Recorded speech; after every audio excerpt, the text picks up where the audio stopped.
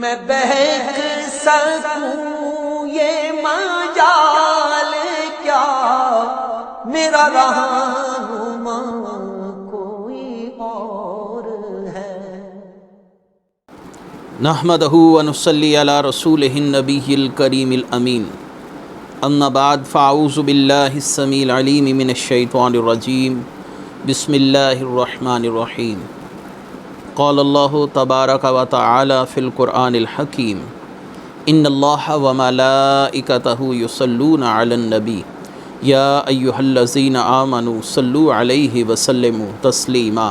الصلاۃ والسلام علیک یا رسول اللہ، الصلاۃ والسلام علیک یا نبی اللہ، الصلاۃ والسلام علیک یا شفیع المذنبین،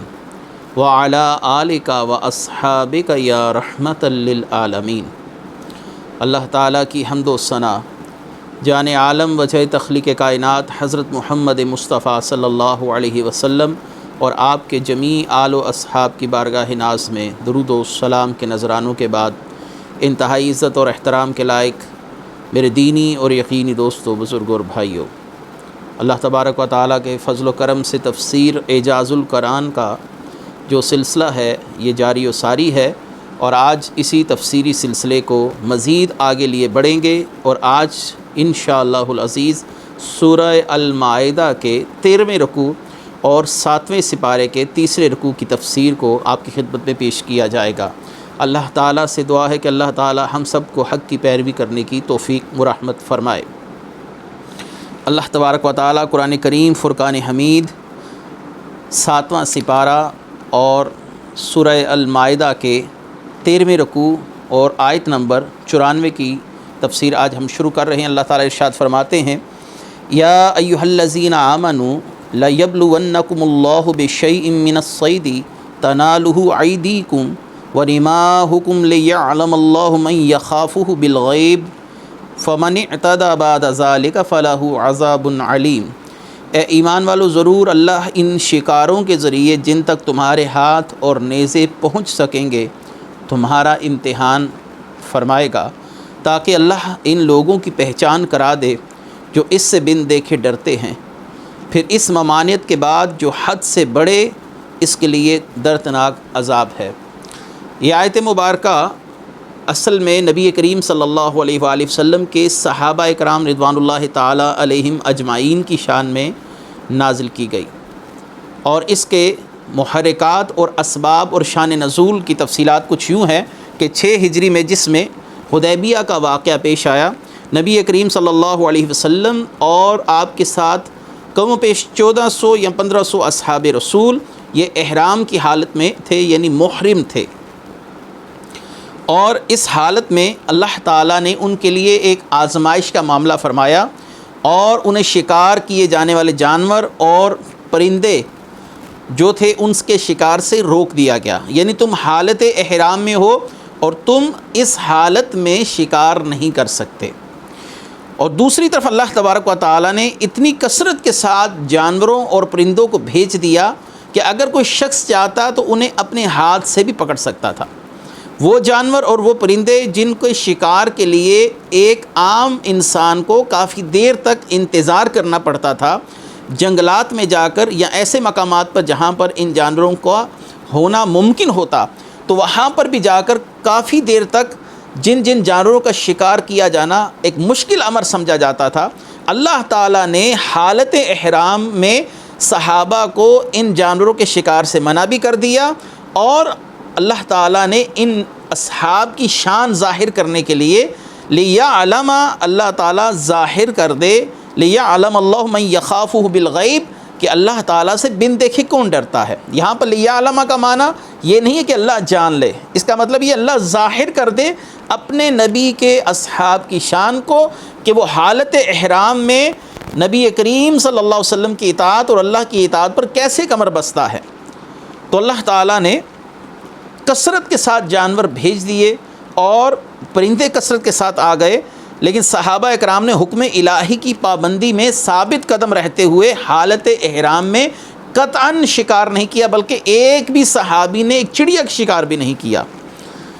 تو اللہ تعالیٰ نے ان صحابہ کی عظمت بتائی، کیونکہ جس قدر گناہ کے اسباب و مواقع کثرت کے ساتھ ہوں اس سے بچنا اتنی ہی بڑی فضیلت کی بات بن جاتا ہے۔ لہٰذا نبی کریم صلی اللہ علیہ وآلہ وسلم کے یہ اصحاب جنہوں نے رسول کریم صلی اللہ علیہ وسلم سے درخت کے نیچے بیعت کی تھی، جن کو اصحاب شجرہ کہا جاتا ہے، جن کا اللہ تعالیٰ نے ذکر سورہ الفتح کے اندر فرمایا، یہ ان کی شان کے اندر اللہ تعالیٰ نے آیات اتاری۔ یہاں پر اگر ہم ماضی کے اوراق پر ایک نظر دوڑائیں تو رسول کریم صلی اللہ علیہ وسلم کے اصحاب کی شان کو ایک اور انداز سے بھی سمجھا جا سکتا ہے کہ جب سیدنا شموئیل علیہ السلام جو اللہ کے نبی تھے، تو اللہ تبارک و تعالیٰ نے ان کے ساتھیوں کو دوران سفر ایک نہر سے پانی نہ پینے کا حکم دیا۔ اب وہ تھے پیاس کی حالت میں، لیکن یہ ان کے لیے آزمائش تھی کہ پانی نہ پئیں۔ لیکن ان لاکھوں افراد میں سے، اور بعض روایات میں کہ 80,000 افراد میں تھے، ان میں سے صرف 313 لوگوں نے اللہ کا حکم مانا۔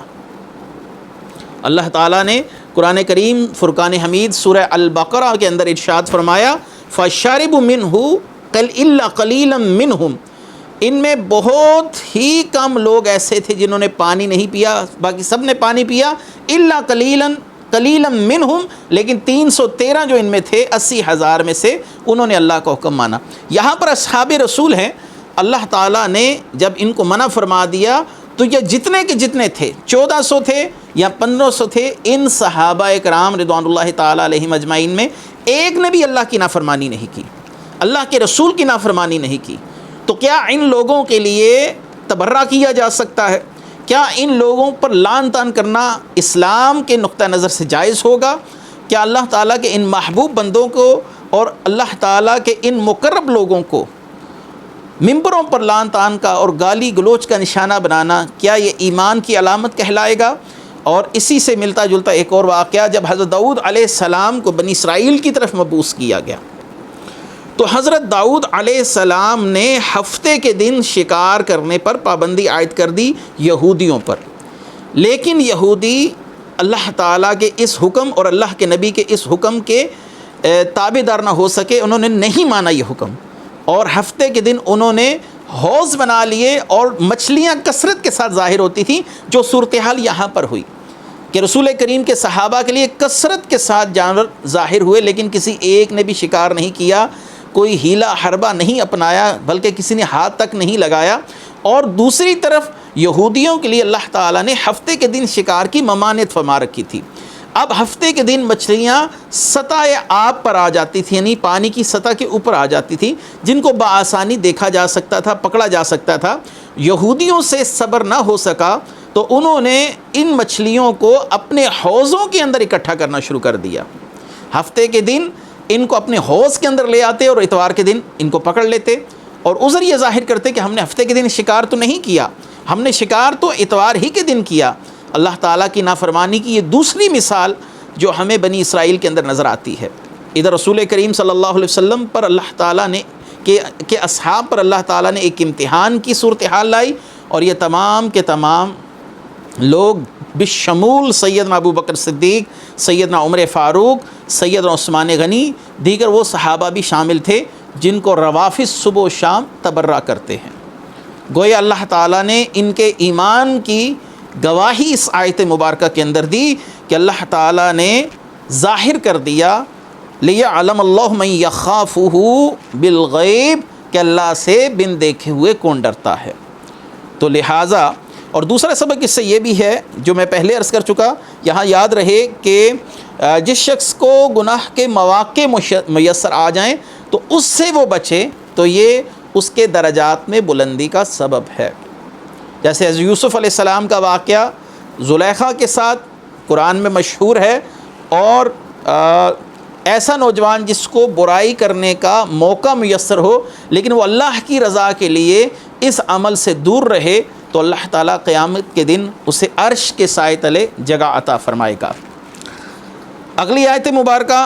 آیت نمبر 95 ہے۔ اللہ تعالیٰ نے قرآن کریم فرقان حمید میں ارشاد فرمایا، یا ایھا الذین آمنوا لا تقتلوا الصید وانتم حرم ومن قتلہ منکم متعمدا فجزاء مثل ما قتل من النعم یحکم بہ ذوی عدل منکم حدیا بالغ القابۃ او کفارۃ طعام مساقین او عدل ذلک صیاما لیذوق وبال امرہ عفی اللہ عما سلف ومن عاد فینتقم اللہ منہ واللہ عزیز ذو انتقام۔ اے ایمان والو، حالت احرام میں شکار کو قتل نہ کرو، اور تم میں جو اسے قصداً قتل کرے تو اس کا بدلہ یہ ہے کہ مویشیوں میں سے اس طرح کا وہ جانور دے دے جس کے شکار کی مثل ہونے کا تم میں سے 2 معتبر آدمی فیصلہ کرے۔ یہ کعبے کو پہنچتی ہوئی قربانی ہو یا چند مسکینوں کا کھانا کفارے میں دے دیا یا اس کے برابر روزے رکھے تاکہ وہ اپنے کام کا وبال چکھے۔ اللہ پہلے جو کچھ گزرا اسے معاف فرما دے، اللہ نے معاف فرما دیا، اور جو دوبارہ کرے گا تو اللہ اس سے انتقام لے گا، اللہ غالب ہے، بدلہ لینے والا ہے۔ حالت احرام یعنی محرم یعنی احرام والے پر شکار حرام کر دیا گیا۔ اچھا، یہاں پر یہ بات توجہ طلب ہے، یہ شکار خشکی کا شکار ہے، اس سے مچھلی وغیرہ مستثنی ہے، جیسا کہ آگے چل کر میں بیان کرتا ہوں۔ خشکی کے کسی بھی وحشی جانور کو مارنا حرام ہو جائے گا اگر آپ حالت احرام میں ہیں۔ اور صاحب تفسیر احمدی اور تفسیرات احمدیہ کے مصنف اور اس کے علاوہ مدارک التنزیل میں امام نصفی اور صاحب بہار شریعت مولانا امجد الاعظمی کی جو گفتگو ہے اس کا خلاصہ میں آپ کے سامنے پیش کرتا جا رہا ہوں۔ جانور کی طرف شکار کرنے کے لیے اشارہ کرنا، یعنی محرم شخص جس نے احرام باندھ رکھا ہے وہ کسی دوسرے شخص کو شکار کرنے کے لیے اشارہ بھی نہیں کر سکتا کہ جانور وہ کھڑا ہے۔ اپنی انگلی کے ساتھ یا اپنے چہرے کے ساتھ اشارہ کرنا یا اپنے کسی عمل سے کسی جانور کی طرف کسی کی توجہ مبذول کروانا، اللہ تعالیٰ نے اس کو بھی منع فرما دیا، یا کسی طرح بتانا بھی شکار کرنے کے حکم میں ہی ہے، یہ بھی ممنوع ہے، یہ بھی منع ہے، اس کو بھی شکار کرنے کے جیسا ہی سمجھا جائے گا۔ تیسرا معاملہ، حالت احرام میں ہر وحشی جانور کا شکار ممنوع ہے، خواہ وہ حلال ہو یا نہ ہو، چاہے وہ انسان اس جانور کا گوشت کھا سکتا ہو یا نہ کھا سکتا ہو، دونوں جانوروں کا شکار محرم کے لیے حرام کر دیا گیا۔ اب یہ ہے کہ کاٹنے والا کتا جو نقصان دیتا ہے، کوا، بچھو، چیل، چوہا، بھیڑیا اور سانپ، ان جانوروں کو فواسق کہا گیا ہے۔ حدیث میں فواسق فرما دیا گیا، ان کے قتل کی اجازت دی گئی ہے، ان کو مستثنی کیا گیا ہے۔ مچھر، پسو، چونٹی، مکھی، حشرات الارض اور حملہ آور درندوں کو مارنا معاف ہے۔ یعنی آپ پر کوئی جانور حملہ کرنے لگا، انسان کو نقصان پہنچانے کے لیے کوئی جانور اگر قصد کرتا ہے تو انسان اس کو اپنی جان بچانے کے لیے مار سکتا ہے، یہ شکار نہیں کہلائے گا، اس کو آپ انگلش میں سیلف ڈیفنس کہتے ہیں یا اپنی ذات کا دفاع کرنا کہتے ہیں۔ حالت احرام میں جن جانوروں کا مارنا ممنوع ہے وہ ہر حال میں ممنوع ہے، جان بوجھ کر ہو یا غلطی سے ہو۔ یہ نہیں کوئی عذر کر سکتا کہ میں نے غلطی سے مار دیا لہٰذا بھول چوک معاف ہے، ایسے شخص پر بھی کفارہ لازم آئے گا جس نے غلطی سے کسی جانور کو حالت احرام میں مارا، یعنی محرم سے اگر کوئی جانور مار گیا تو جان بوجھ کر ہو یا غلطی سے، دونوں صورتوں میں اس پر کفارہ لازم ہے۔ جان بوجھ کر مارنے کا حکم تو اس آیت میں موجود ہے، اور غلطی سے مارنے کا معاملہ حدیث مبارکہ سے ثابت ہے۔ حالت احرام میں شکار کے کفاروں سے متعلق اب تفصیلات یہ ہیں کہ اگر کسی شخص سے یہ ماجرا ہو جائے، وہ حالت احرام میں کسی جانور کو مار دے جن کو مستثنی نہیں کیا گیا، اب اس کے لیے کفارے کی صورتحال اللہ تعالیٰ نے بیان فرمائی ہے۔ خشکی کا وحشی جانور شکار کرنا یا اس کی طرف اشارہ کرنے کو شکار کی طرف اشارہ کرنا یا کسی طرح بتانا، یہ سب کام حرام ہیں، جیسا کہ میں پہلے عرض کر چکا، اور سب میں کفارہ واجب ہے، اگرچہ اس کے کھانے میں مجبور ہو، یعنی بھوک سے مرا جاتا ہو۔ یعنی ایک شخص یہ عذر پیش کرے کہ میں بھوک سے مر رہا تھا تو میں نے اس لیے اس جانور کا شکار کیا، تو حالت اضطراری ہو گئی میرے لیے، تو لہٰذا میں نے اس لیے شکار کیا، میرے لیے شکار جائز ہوگا۔ حالت اضطراری والا بھی اس حکم کے اندر شامل ہے، اور کفارہ اس کی قیمت ہے جانور کی۔ اب جس جانور کو مارا گیا اس کی قیمت لگوائی جائے، اور اس کی قیمت کے برابر جو جانور بھی حلال، مثلا آپ نے ایک ہرن کو مارا، اب ایک ہرن کی قیمت کے برابر جتنے بھی حلال جانور اس کے عوض ہوں گے، یعنی دو عادل گواہ، جو دو عادل لوگ ہیں، سکہ لوگ ہیں، سچے لوگ ہیں، معتبر لوگ ہیں، وہ وہاں کے لوگ حساب سے بتا دیں کہ اس کی قیمت اتنی بنتی ہے، تو اس کی قیمت کے برابر اب وہ کفارہ ادا کرے گا۔ شکار کی قیمت میں اختیار ہے، اس سے بھیڑ بکری وغیرہ خرید سکتا ہے تو خرید کر حرم میں ذبح کرے، حرم سے باہر جا کر اگر قربانی کرے گا تو قربانی تصور نہیں ہوگی، اور حرم میں ذبح کر کے فقراء کو تقسیم کر دے، یا اتنی قیمت کا غلہ خرید کر مساکین پر تصدق کر دے، یعنی ان کو صدقہ کر دیا جائے،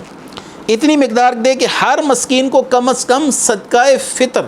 یعنی فطرانے کی جو رقم ہے وہ ہر مسکین کو دی جائے گی۔ اس جانور کی قیمت دو عادل گواہ مقرر کریں، اب اس قیمت کا جانور لے کر حرم کے اندر ذبح کر دے، یا اتنی قیمت کو مساکین پر تصدق کر دے، اور ہر مسکین کو صدقہ فطر کی مقدار پہنچ جائے۔ اور یہ بھی ہو سکتا ہے کہ اس قیمت کے غلے میں جتنے صدقے ہو سکتے ہیں، ہر صدقے کے بدلے ایک ایک روزہ رکھے، اور اگر کچھ غلہ بچ جائے جو پورا صدقہ نہیں تو اختیار ہے وہ کسی مسکین کو دے دے، یا اس کے عوض بھی ایک روزہ رکھے۔ اور کفارے کا جانور حرم کے باہر ذبح کیا، میں پہلے عرض کر چکا، کفارہ ادا نہیں ہوگا، اور اگر اس میں سے خود کھایا، یہ جو کفارے کا جانور اس نے محرم نے ذبح کیا، اگر اس کے گوشت میں سے خود کچھ گوشت کھا لیا تو اتنے کا تاوان دے گا، یعنی اتنے کی قیمت پھر ادا بھی کرے گا، وہ اس کو خود استعمال نہیں کر سکتا محرم۔ آگے اللہ تعالیٰ نے ارشاد فرمایا احل لکم صید البحر وطعامہ متاعا لکم وللسیارۃ وحرم علیکم صید البر ما دمتم حرما واتقوا اللہ الذی الیہ تحشرون۔ تمہارے اور مسافروں کے فائدے کے لیے تمہارے لیے سمندر کا شکار اور اس کا کھانا حلال کر دیا گیا، جب تک تم احرام کی حالت میں ہو تب تک تم پر خشکی کا شکار حرام کر دیا گیا۔ اللہ سے ڈرو جس کی طرف تمہیں اٹھایا جائے گا۔ یہاں پر خشکی کے جانور کے شکار کی ممانعت واضح کرنے کے بعد اب اللہ تبارک و تعالی دریا کی مچھلی کے شکار کی اجازت مرحمت فرما رہے ہیں۔ اصل میں مسئلہ یہ ہے کہ بہت سے لوگ بحری جہازوں پر سفر کرتے ہوئے آتے تھے، تو بحری جہازوں میں سفر کرنے کے دوران شکار کر کے مچھلی تناول کرنا یہ ان لوگوں کے لیے آسائش اور آسانی تھی، اور مچھلی کو ذبح کرتے وقت خون نہیں بہتا۔ اصل میں حالت احرام میں خون بہانا منع ہے۔ مچھلی میں چونکہ خون وغیرہ نہیں ہوتا، یا بہت قدرے بہت کم خون ہوتا ہے، اور مچھلی کو ذبح کرنے کی بھی ضرورت نہیں ہے، وہ بغیر ذبح کیے ہی حلال ہو جاتی ہے۔ تو علماء کرام نے مچھلی کو اس حکم سے مستثنیٰ قرار دیا ہے۔ یاد رہے کہ دو شکار حرام ہے، محرم کا کیا ہوا اور حرم کا شکار۔ یہاں پر یہ مسئلہ سمجھ لیجئے، جو حرم کے اندر شکار کیا گیا وہ بھی حرام ہے، جو محرم نے کیا احرام میں کسی جگہ پر بھی وہ بھی حرام ہے۔ حرم شریف میں رہنے والے شکار کیے جانے والے جانور کو نہ وہ آدمی شکار کر سکتا جو حالت احرام میں ہو، نہ وہ شخص شکار کر سکتا ہے جو بغیر احرام کے ہو۔ یعنی کوئی جانور اگر خانہ کعبہ کی حدود میں، حرم کی حدود میں داخل ہو گیا تو اب اس کا شکار نہیں کیا جا سکتا، چاہے وہ محرم ہو چاہے غیر محرم ہو، اس کا شکار نہیں ہوگا، کیونکہ یہ تقدس ہے خانہ کعبہ کی، اس سرزمین کا، اس علاقے کا۔ عرب کے لوگ بھی اس شخص کو نہیں مارا کرتے تھے جو خانہ کعبہ کے اندر داخل ہو جاتا تھا۔ یہاں سے ہمیں گستاخ رسول کے وبال کا بھی پتہ چلتا ہے۔ ابن خطل نے خانہ کعبہ کے غلاف کے نیچے جا کر پناہ لی، اور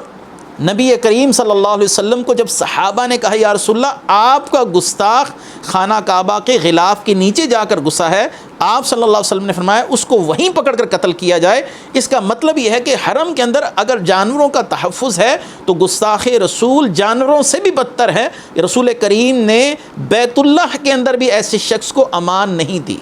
ابن خطل کو خانہ کعبہ کے اندر پکڑ کر قتل کیا گیا۔ تو یہ گستاخ رسول کا حکم انتہائی خاص حکم ہے اور انتہائی اہم حکم ہے۔ اس سے احرام اور محرم کے احکام جو میں آپ کے سامنے بیان کر رہا ہوں، شکار کے احکام بیان کر رہا ہوں، خون نہیں بہایا جا سکتا جب آپ احرام کی حالت میں ہیں، یا حرم کے اندر کوئی شخص بغیر احرام کی حالت میں، جیسے آج ایک شخص نے عمرہ مکمل کر لیا، اب وہ آج کے دن میں دوسرا عمرہ نہیں کرے گا، چونکہ اس صورتحال کے اندر وہ 1-2 دن کا گیپ دیتا ہے، تو اب اس حال کے اندر بھی جب اس نے گھر کے کپڑے پہن لیے، حالت احرام میں نہیں ہے، تو وہ کسی جانور کا شکار نہیں کر سکتا۔ یہ بیت اللہ شریف کا تقدس ہے جس کو قطعاً پامال نہیں کیا جا سکتا۔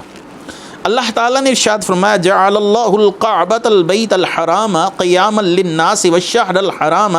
والحدی والقلاعد ذلک لتعلموا ان اللہ یعلم ما فی السماوات وما فی الارض وان اللہ بکل شیء علیم۔ اللہ نے ادب والے گھر کعبہ کو اور حرمت والے مہینوں کو اور حرم کی طرف لے جانے والے قربانی کے جانوروں کو اور ان جانوروں کو جن کے گلے میں حج کی قربانی کی نشانی لٹکا دی جائے، ان سب کو لوگوں کے قیام کا ذریعہ بنا دیا۔ یہ اس لیے ہے تاکہ تم یقین کر لو کہ اللہ جانتا ہے جو کچھ آسمانوں میں ہے، جو کچھ زمین میں ہے، اور یقین کر لو اللہ سب کچھ جانتا ہے۔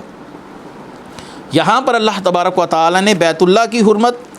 اور قربانی کے جانوروں کی حرمت کو بیان فرمایا۔ کعبۃ اللہ کو لوگوں کے لیے وجہ قیام بنایا جانا کئی اعتبار سے۔ اللہ نے فرمایا ہم نے کعبۃ اللہ کو لوگوں کے لیے وجہ قیام بنایا۔ اول کئی عبادات کعبے سے متعلق ہیں، جیسے حج ہے، نماز ہے، عمرہ ہے، نفل ہے، طواف ہے، کعبے کی طرف رخ کر کے نماز پڑھنا، اور حتیٰ کہ ہم اپنی میتوں کے چہرے بھی کعبۃ اللہ کی طرف کرتے ہیں اور اس کی طرف رخ کر کے میتوں کو دفنانا وغیرہ۔ تو کعبۃ اللہ کئی عبادات کے لیے سبب و قیام و بقا ہے، یعنی کعبۃ اللہ ہے تو ان عبادات کا قیام ہے، ان عبادات ہی بقا ہے، اور عبادات انسانوں کی روحانی بقا کا سبب ہیں، کیونکہ جو شخص جتنا زیادہ عبادت گزار ہوگا وہ اللہ کے اتنا ہی قریب ہوگا اور روحانی طور پر اتنا ہی قائم اور مضبوط ہوگا۔ کعبہ انسانوں کے لیے وجہ قیام و بقا ہے۔ دوم، کعبے کو قیام کا سبب بتایا گیا۔ ایک تفسیر تو یہ بھی کی جا سکتی ہے کہ کعبہ شریف سے ہی زمین خشک ہو کر پھیلنا شروع ہوئی اور تمام روئے زمین کی ابتدا یہ کعبہ ہے، اسی سے زمین کا قیام ہے۔ یہ صورتحال بھی اس تفسیر سے سمجھ آتی ہے۔ تیسرا یہ ہے کہ جب تک زمین پر کعبہ قائم ہے، زمین قائم ہے، قرب قیامت میں کعبۃ اللہ کو آسمانوں کی طرف اٹھا لیا جائے گا، اس کے بعد سور پھونکا جائے گا اور زمین کے ٹکڑے ٹکڑے ہو جائیں گے۔ اور اللہ تعالیٰ نے اس کے بعد کیا فرمایا؟ حرمت والے مہینوں کا ذکر، یعنی ہر حرمت والا مہینہ لوگوں کے لیے وجہ بقا ہے، اس میں لڑائی سے امن ہے۔ سورہ مائدہ 2 آیت کے ضمن میں ہم اس کی تفسیر بیان کر چکے ہیں کہ اہل عرب 4 مہینوں کے اندر اپنی تلواروں کو میانوں سے باہر نہیں نکالتے تھے، یعنی ان مہینوں کے تقدس کا خیال رکھتے تھے، ان مہینوں کے اندر لڑائی نہیں کی جاتی تھی، خون نہیں بہایا جاتا تھا۔ یہ 4 مہینے بھی انسان کی بقا کا ذریعہ ہیں۔ اب اس میں لڑائی نہیں ہوگی۔ ذی قعدہ، ذی الحجہ، محرم اور رجب، ان میں کوئی جنگ و جدال نہیں کرتے تاکہ حج اور عمرے کے لیے آنے والے لوگ بلا خوف و خطر آ سکیں۔ اسلام نے بھی اسی حکم کو ایسے ہی باقی رکھا جیسے دور جاہلیت میں یہ حکم آ رہا تھا۔ اسی طرح قربانی کا جانور، اس کے گلے میں پڑے ہوئے ہار بھی لوگوں کے لیے وجہ بقا ہے۔ وہ کیسے کہ جب کوئی شخص اپنے ساتھ قربانی کا جانور لاتا تھا، حج کی نیت سے آتا تھا، تو قربانی کے جانوروں کے گلے میں خاص قسم کا ایک نشان یا خاص قسم کا ایک کلاوہ ڈال دیا جاتا تھا، جس کو آپ پٹا کہتے ہیں۔ اب اسے دیکھ کر دوسرے لوگ جو اس جگہ کے رہائشی تھے وہ سمجھ جاتے تھے یہ شخص حج کے لیے جا رہا ہے، اگرچہ وہ ان کا دشمن بھی ہوتا تو یہ لوگ اس پر حملہ نہیں کرتے تھے، کیونکہ وہ جان لیتے تھے کہ اس جانور کے گلے میں قربانی کا نشان ہے تو یہ حج کے نقطہ نظر سے جا رہا ہے، تو وہ اس کو نقصان نہیں پہنچاتے تھے۔ اللہ نے فرمایا قربانی کے جانور بھی تمہاری بقا کا ذریعہ بنے، یعنی تم جب قربانی کا جانور لے کر چلتے تھے تو تمہیں امن حاصل ہو جاتا تھا، تمہارا دشمن بھی تم پر تلوار نہیں نکالتا تھا، اس وجہ سے کہ تم بیت اللہ شریف کی طرف حج کرنے کے لیے جا رہے ہو۔ اور اللہ تبارک و تعالیٰ نے فرمایا کہ اگر کوئی شخص ان احکامات کی پابندی نہیں کرے گا تو اللہ تبارک و تعالیٰ اس سے شدید انتقام لے گا۔ اعلموا ان اللہ شدید العقاب وان اللہ غفور الرحیم، لہٰذا انسانوں اللہ کے عذاب سے ڈرتے رہو، جان لو کہ اللہ سخت عذاب والا ہے اور اللہ بخشنے والا بھی ہے اور مہربان بھی ہے۔ لہٰذا اے انسانوں اللہ کے عذاب سے ڈرتے رہو، اس کے احکامات کی پابندی کرو، یہ بھی جان لو کہ بڑا بخشنے والا رحمت والا ہے، اور اگر کوئی کوتاہی ہو جائے اس کے آگے جھک کر معافی طلب کرو، اور اگر ایسا نہیں کرتے تو اللہ تبارک و تعالیٰ تم سے شدید انتقام لینے والا ہے۔ ما علی الرسول الا البلاغ واللہ یعلم ما تبدون وما تکتمون قل لا يستوی الخبیث والطیب ولو اعجبک کثرۃ الخبیث فاتقوا اللہ یا اولی الالباب لعلکم تفلحون۔ رسول کے ذمے صرف پیغام کا پہنچانا ہے، اور اللہ جانتا ہے جو تم ظاہر کرتے ہو اور جو چھپاتے ہو۔ آپ فرما دیجئے کہ بری چیز اور عمدہ چیز باہم برابر نہیں ہو سکتے۔ خواہ تمہیں بری چیز کی کثرت بھلی لگے تو اللہ سے ڈرو اے عقل والو، تاکہ تم کامیابی پا جاؤ۔ اللہ تعالیٰ نے اپنے رسول کریم صلی اللہ علیہ وآلہ وسلم کے متعلق ارشاد فرمایا، اے محبوب آپ کا ذمہ ان تک پیغام پہنچا دینا ہے، تبلیغ کر دینا ہے، اور کوئی شخص آپ کی تبلیغ پر لبیک کہے یا نہ کہے، آپ کی دعوت پر حامی بھرے آپ کی یا نہ بھرے، آپ کا کام پہنچا دینا ہے، اور آگے اللہ تعالیٰ کا معاملہ ہے کہ وہ کن کو ہدایت دیتا ہے اور کن کو نہیں دیتا۔ اس سے معلوم ہوا کہ رسول کریم صلی اللہ علیہ وسلم ہماری ہدایت کہ حاجت مند نہیں کہ ہم ہدایت قبول کریں گے تو رسول کریم صلی اللہ علیہ وسلم کے مقام و مرتبے میں کوئی اس سے اضافہ ہوگا۔ اللہ نے فرمایا رسول کا کام صرف پہنچا دینا ہے، تو رسول کریم صلی اللہ علیہ وآلہ وسلم کے ہم محتاج ہیں، وہ ہمارے محتاج نہیں ہیں۔ اگر دنیا میں ایک شخص بھی اسلام نہ قبول کرے تو اس سے رسول کی ذات اور عظمت پر کوئی فرق نہیں پڑتا، اور اگر ساری دنیا بھی مسلمان ہو جائے تو اس سے بھی رسول کی ذات پر کوئی فرق نہیں پڑتا کہ مسلمان ہونے کے بعد اس کے مقام و مرتبے میں اضافہ ہوگا۔ اللہ تعالیٰ کے محبوبوں کا کام صرف پیغام پہنچا دینا ہے، اور اللہ تعالیٰ نے اپنے محبوب کو تسلی دی، کوئی قبول کرے یا نہ کرے، آپ کا کام نیکی کی بات ان تک پہنچا دینا ہے۔ واللہ یعلم ما تبدون وما تکتمون، جو تم ظاہر کرتے ہو جو تم چھپاتے ہو، یعنی تمہارے ظاہری اور باطنی احوال اللہ سے پوشیدہ نہیں، جیسے تمہارے اعمال ہوں گے ویسی تمہیں جزا دی جائے گی۔ آخری آیت مبارکہ اس رکوع کی، قل لا یستوی الخبیث والطیب ولو اعجبک، تم فرما دو گندہ اور پاکیزہ برابر نہیں ہیں، اگرچہ گندے لوگوں کی کثرت تمہیں تعجب میں ڈالے، تو اے عقل والو تم اللہ سے ڈرتے رہو تاکہ تم فلاح پا جاؤ۔ اس آیت میں فرمایا گیا حلال اور حرام، نیک اور بد، مسلمان و کافر، کھرا و کھوٹا ایک درجے میں نہیں ہے۔ حرام کی جگہ حلال، بد کی جگہ نیک، کافر جگہ مسلمان اور کھوٹے کی جگہ کھرا ہی اللہ کی بارگاہ میں قبول ہے۔ وَلَوْ أَعْجَبَكَ كَثْرَةُ الْخَبِيثِ، اگرچہ تمہیں گندے کی کثرت تعجب میں ڈال دے، یعنی کسی ورطہ حیرت کے اندر مبتلا کر دے، یعنی دنیا داروں کو مال و دولت کی کثرت اور دنیا کی زیب و زینت اللہ تعالیٰ نے دی، لیکن مسلمانوں تمہیں ان کے مال و اسباب کسی دھوکے میں نہ ڈالے۔ یہ مال و اسباب چند دن کا سامان ہے، اور اس کے بعد یہ سب کچھ ختم ہو کے رہ جائے گا۔ اللہ تعالیٰ نے ایک مقام پر سورہ ال عمران آیت نمبر 145 میں فرمایا، جو شخص دنیا کا انعام چاہتا ہے ہم اسے دنیا کا کچھ انعام دیں گے، اور جو آخرت کا انعام چاہتا ہے اللہ اسے آخرت کا انعام دے گا۔ ان قریب اللہ تعالیٰ شکر ادا کرنے والوں کو صلہ عطا فرمائے گا۔ دنیا کی طرف محبت اور رغبت رکھنے والوں کے لیے دو احادیث میں پیش کر اجازت چاہوں گا۔